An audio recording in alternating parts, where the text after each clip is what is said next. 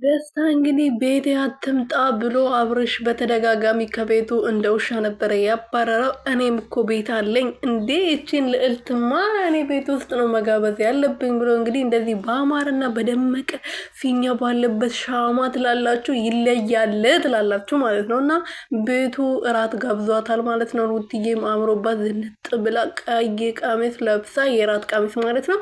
እሱም እንደዛው አንድ አይነት ልብስ ለብሰው እንግዲህ ተመካክሮ ይመስለኛል ይሄን ልብስ የለበሱት ወይም ደግሞ እሱ ይሆናል ልብሱን ገዝቶ የላከላት ማለት ነው። ምክንያቱም አንድ አይነት እንዲሆን ብሎ ማለት ነው። ሰላም ሰላም ቤተሰብ እንዴት ናችሁልኝ? እኔ ያለው ፈጣሪ እየተመሰገነ ያላችሁበት ሰላማችሁ ብዝት ትርፍርፍ ይበልልኝ። ለዚህ ቤት አዲስ ሆናችሁ ሰብስክራይብ፣ ሼር፣ ላይክ እያደረጋችሁ የመደወል ምልክቱ ደግሞ መንካቱን እንዳትረሱ ማለት ነው። የኔ ውድና ወርቅ ናችሁ።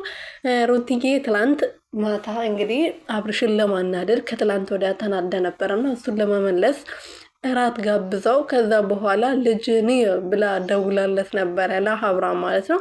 አብርሽም ደግሞ ከጓደኛው የሆነ ወጠጤ ጓደኛ አለው። ከሱ ጋር የሱ ጓደኞች ወጠጤ ብቻ ናቸው የሚንጫጩ የመሰው ህይወት ውስጥ ገብተው አላፊ አዳሚ የሚሆኑት ማለት ነው።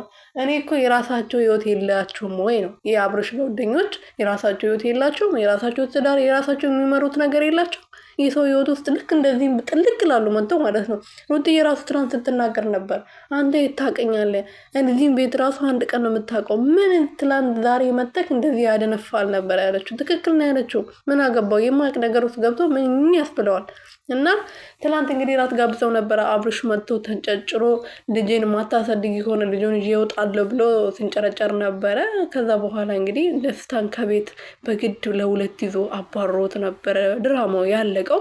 እና ዛሬ ደግሞ እንግዲህ እንደዚህ አምሮባቸው መጥተዋል ይመስለኛል። ቤቱ ውስጥ ራት ጋብዟት ነው ሩትዬ ማለት ነው። ከቤቱ ከዛ ማለት አብርሽ የማይገኝበት ቦታ ይመስለኛል። እና ለማንኛውም የሚመቻችሁ ማለት ነው። ድራማው ደስ ይላል።